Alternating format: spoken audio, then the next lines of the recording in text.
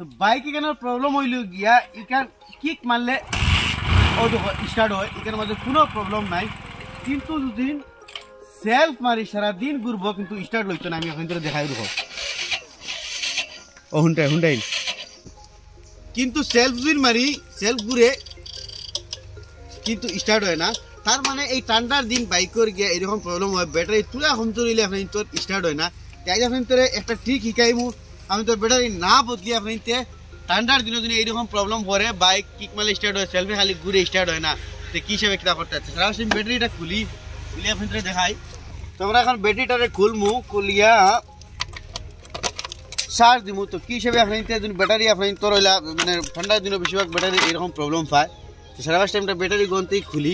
তো ব্যাটারিটারে আমরা খুলমু, খুলিয়া এটলিস্ট আপনি আমি এই যারা ট্রিক আপনি দেখাই আর 80% মানে 100% সিওরিটি নাই যে আপনি তোর ব্যাটারি ঠিক হয়ে যাবে। এটলিস্ট আপনি ব্যাটারি নয়া এগুলো লাগাইবার আগে আমি এই যেটা পদ্ধতি করমু এইটাও পদ্ধতি আপনি করিয়া চাইবা, কারণ ঠান্ডার দিন বেশিরভাগ ঠান্ডায় কিন্তু ব্যাটারিগুলো কিছুগুলো বই যায়।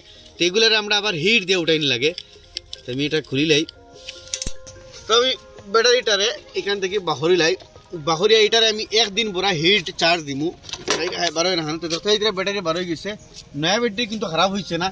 তো এটা কিতো হয় কোনো সময় তো আপনি এখন দেখছেন যে ঘুরেন নাই, তো কোনো সময় কিতো হয় পুরা মানে সেলফ দিলে সেলফ আস্তে আস্তে আস্তে আস্তে আস্তে ঘুরে কিন্তু স্টার্ট লয় না, তার মানে ভোল্টেজটা কম দের।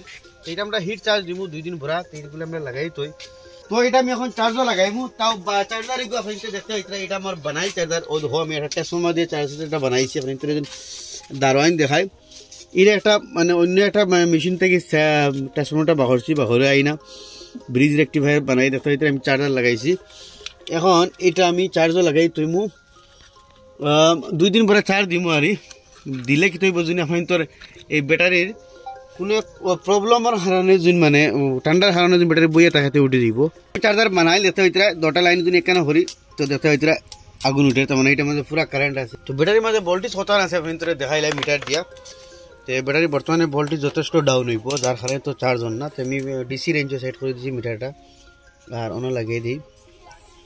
তো ভোল্টেজ দেখাইতে মাত্র 9 ভোল্ট দেখার, আর একটা ব্যাটারি তো 12 ভোল্টের ব্যাটারি 14 ভোল্ট কারেন্ট হইলে ফুল চার্জ বালা থাকে আর।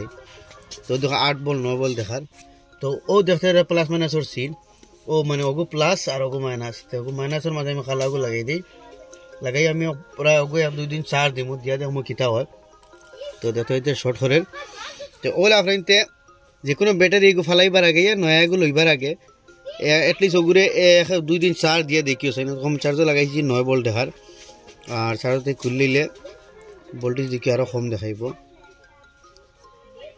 ধরেন 8 ভোল্ট দেখার 8-9 ভোল্ট দেখার। আর চার্জারের মাঝে ভোল্টেজ কত আছে আমি এখন তোরে দেখাইলাই, এটা লাগাই অন আর এটা লাগাই অন। তো চার্জারের মাঝে দেখতে 16-17 ভোল্ট আরই ও ভোল্টেজ দিয়ে চার্জ হইব ওগু এখন। তো ওই হিসাবে তারে 2 দিন চার্জ দেই দিয়া দেখি কিতা হয়। এর বাদে যখন হয় না তো এই ব্যাটারি ফেলাইম, কারণ শীতের দিন বেশিরভাগ এইরকম প্রবলেম হয়, মানে ঠান্ডায় ব্যাটারিগুলো বই যায়, মানে ব্যাটারি না খারাপ হওয়ার আগে।